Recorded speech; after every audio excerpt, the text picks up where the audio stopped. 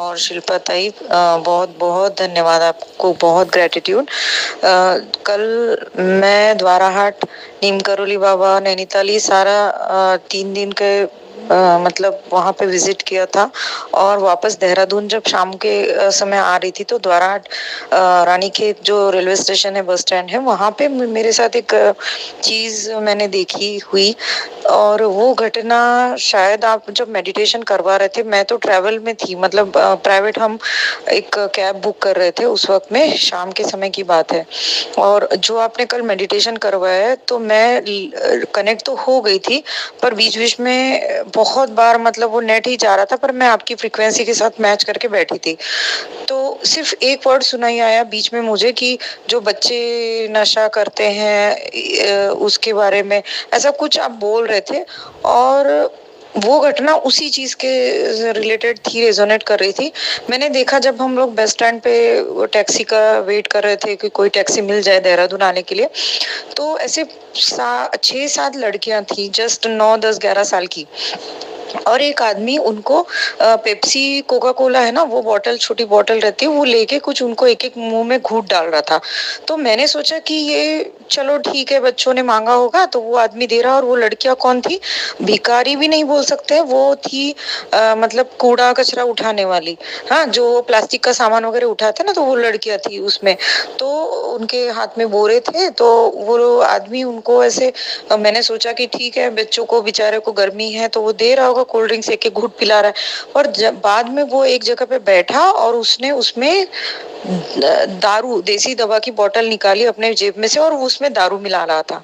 मतलब उस cold drink में वो दारू भी मिला रहा था और उन बच्चों को मुंह में डाल रहा था और बोल भी रहा था। मैंने सोचा कि ये ऐसा क्यों बोल रहा है कि घूंट शायद सबको पिला रहा होगा गर्मी की वजह से। तो मैंने बाद में देखा और वहां पे मार्केट पूरा भरा हुआ था, पर किसी का ध्यान नहीं गया, मेरा ही ध्यान गया कि मैं बोली ये कर क्या रहा है। मैं ऑब्जर्व कर रही थी उसको। तो वो कोल्ड ड्रिंक पिला रहा। मैंने बेटी को भी बोला कि देखो बेटा ये क्या कर रहा है। तो बाद में देखा कि वो दारू की बोतल निकाल के फिर उसमें और मिला रहा था और फिर उसमें से 5-6 और लड़कियों को एक एक घूंट दे रहा था और बोला था ज्यादा नहीं पीना, एक एक घूंट पीना। तो मैं ये देख रही थी तो मैंने सोचा अच्छा, ये कोल्ड ड्रिंक नहीं पिला रहा है, ये उनको दारू पिला रहा है बच्चों को एक एक घूंट। और जस्ट 9-10-11 साल की लड़कियां। मैंने सोचा कि बाप रे, मैं क्या कर सकती हूँ इन बच्चों के लिए। मतलब इनको कैसे समझाऊं पहले, क्योंकि ऐसी जगह पे हम किसी को कुछ बोल भी नहीं सकते। और शांत देख रही थी, ऑब्जर्व कर रही थी, शायद किसी की नजर नहीं पड़ी और मेरी बेटी को लगा कि नहीं मम्मी वो कोल्ड ड्रिंक दे रहा होगा।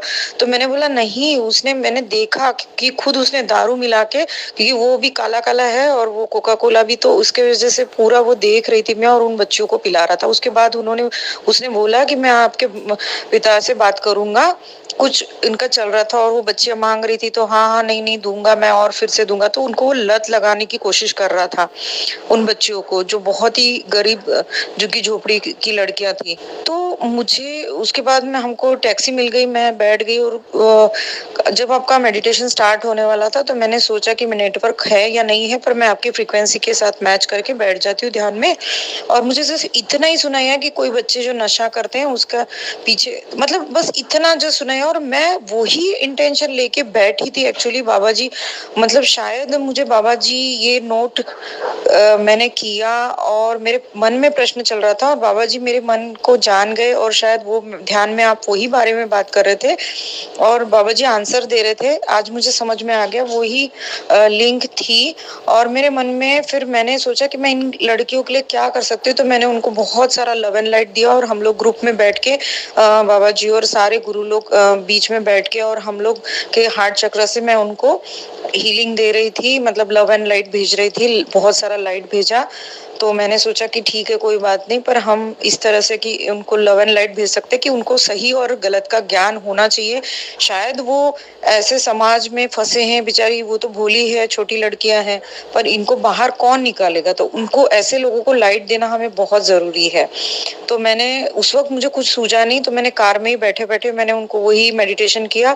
आप लोग का भी उधर चल रहा था, तो मैंने सोचा कि शायद बाबा जी मुझे वही करवा रहे हैं, उनको वही हम लोग उनको लव एंड लाइट भेजना था।